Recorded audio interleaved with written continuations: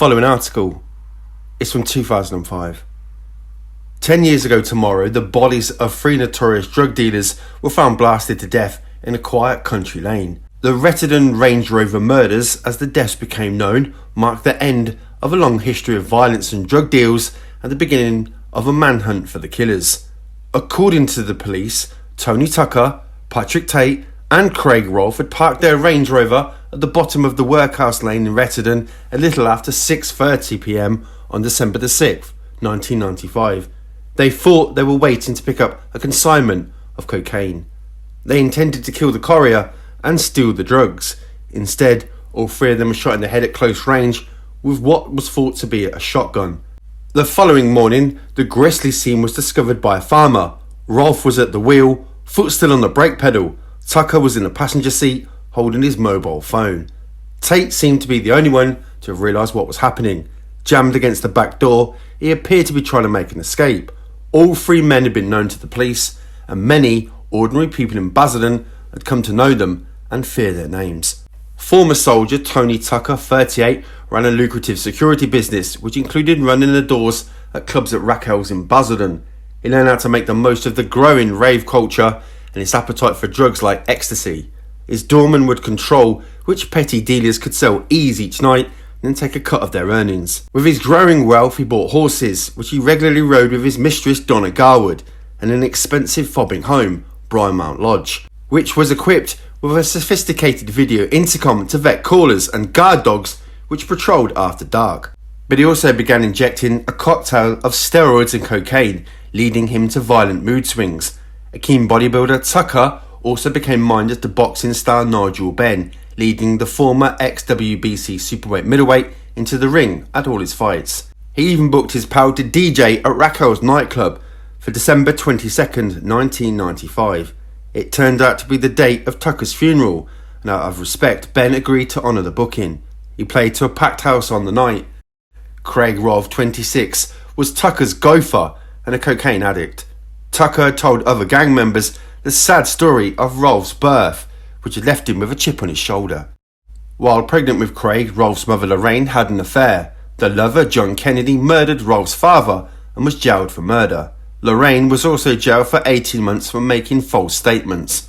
Rolfe himself was considered Tucker's most trusted friend, and associates said he was quite possessive of Tucker. Pat Tate, 37, was a bodybuilder, pumped up on steroids, cocaine and heroin. Basildon police officers still remember how Tate would fill a door frame, blocking out all light. He had come to public prominence after an argument about a restaurant bill. He attacked the cashier and stole money from the till. Arrested and awaiting trial, Tate assaulted the police officer left to guard him, escaped through a window and disappeared on the back of a high-powered motorbike. He fled to Spain but was captured crossing the border to Gibraltar. Sent back to Britain, he was jailed and so begun a regular journey to prisons for a variety of crimes. Over 6 foot and 18 stone, Tate's size and power was awesome. He regularly worked at Progress House Gym in Hadley and effectively ran the gymnasium or whatever prison he was in. But while inside, he began taking drugs which changed his personality. Paranoia and violent mood swings were commonplace. One pizza worker was savagely attacked after saying he was unable to create the pizza Tate wanted. In 1994, Tate was shot at his bungalow in Gordon Road, Basildon, while on parole for a prison term for armed robbery. Whilst being treated for his injuries at Basildon Hospital, his friends smuggled in a gun and the usual drugs to him, but the haul was discovered and he swapped a hospital ward for a prison cell. Tate was released from prison in late October 1995. He had 5 weeks of freedom left. His post-mortem showed a combination of heroin, cocaine, steroids and cannabis in his bloodstream. The death of teenager Leah Betts after taking an ecstasy tablet brought in Raquel's put intense scrutiny on the trio. They continued their drug deals. However, just a few weeks after a life support machine was turned off, their own lives were brutally cut short. Drug deals, protection rackets, punishment beatings. Tony Tucker's gang dabbled in them all. In the weeks before their deaths, the 3 friends lived and acted like latter-day craze. Ironically though, Tucker wanted nothing to do with the legendary brothers. Through contacts in Whitemoor Prison, Cambridgeshire, where Tate was once an inmate, Gangster Reggie Cray expressed an interest in linking up with him on a vending machine operation. "You're joking," was apparently Tucker's dismissive response. "He's a has-been." It was the 90s ecstasy boom which created the potential for Tucker and friends to earn big money.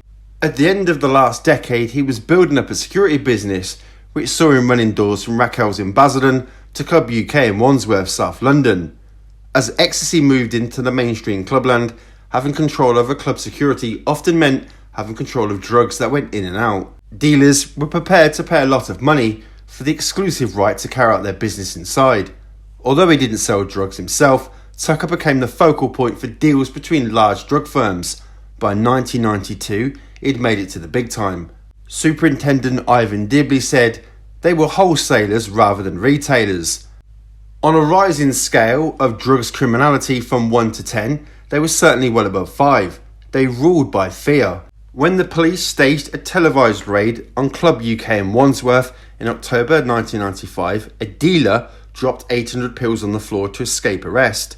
Tucker and Rolfe showed little sympathy, and when the dealer pleaded he couldn't pay their usual cut, they put a bowie knife to his throat. Tate joined the gang in 1994 when he came out of prison. Tucker had heard about him through the grapevine. Superintendent Ivan Dibley said, "I think they thought they was invincible, and that, in a funny sort of way, led to their downfall. If you live by the sword, you die by it." The 3 drug dealers found murdered in a Range Rover are believed to have recently made more than £1 million from ecstasy.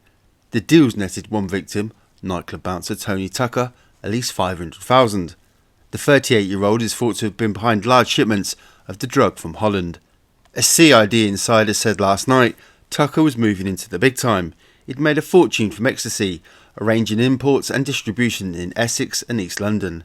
Hardman Tucker, a friend of boxing hero Nigel Benn, Patrick Tate, 37, and Craig Rolfe, 26, were found shot dead in a Range Rover on a snow-covered farm track near Basildon, Essex, on Thursday morning. They are thought to have been ambushed by 2 hitmen in a gangland feud. Police say the shotgun killings are linked to the death of ecstasy victim Leah Betts at her 18th birthday party last month. Leah lived 4 miles from the massacre scene. The pill that Leah took was bought at Raquel's nightclub in Basildon. The murdered 3 are known to have supplied ecstasy to pushers using the club and other night spots in Southend, Billericay, Brentwood, Romford and Ilford.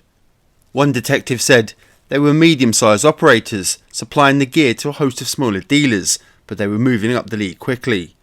Another detective said they were serious criminals with long records for drugs and robbery. They were making big money. The death of Leah brought a lot of heat down on the Essex drug gangs. People have been arrested. People have talked. The dead men inhabited a dog-eat-dog world where people are regularly murdered. They knew the risks, they enjoyed the profits, and they paid the ultimate price. Tucker and Tate had connections with organised crime gangs throughout London and the South. Police fear there may now be revenge attacks. A Scotland Yard officer said they have friends and family who will want their deaths avenged. A female friend of Tony Tucker told the Daily Mirror he may be dead, but he won't be forgotten. Tucker, 5'11" and 14 stone, was a minder to WBC super middleweight champ Nigel Benn. He spent hours each week bodybuilding in the gym. People knew Tony was someone you didn't mess with. His friend said he was a black belt in karate and judo. I have seen him almost break someone's neck with one blow. The Range Rover was normally driven by Craig Rolfe. His girlfriend Donna Jaggers, 26, mother of their 7-year-old daughter, wept as she appealed for help to catch the killers. "If anyone knows anything, please tell the police," she said. Detective Superintendent Ivan Dibley said, "Drugs offer easy money. There can be a power struggle going on, or it could be a double cross, or someone has sought retribution."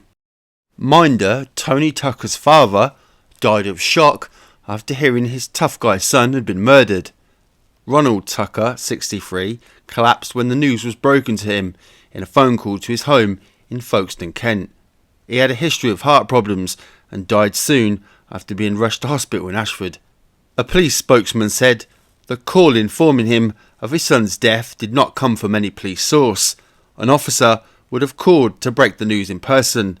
The call was apparently made by a family friend ringing from Essex, where Tony lived.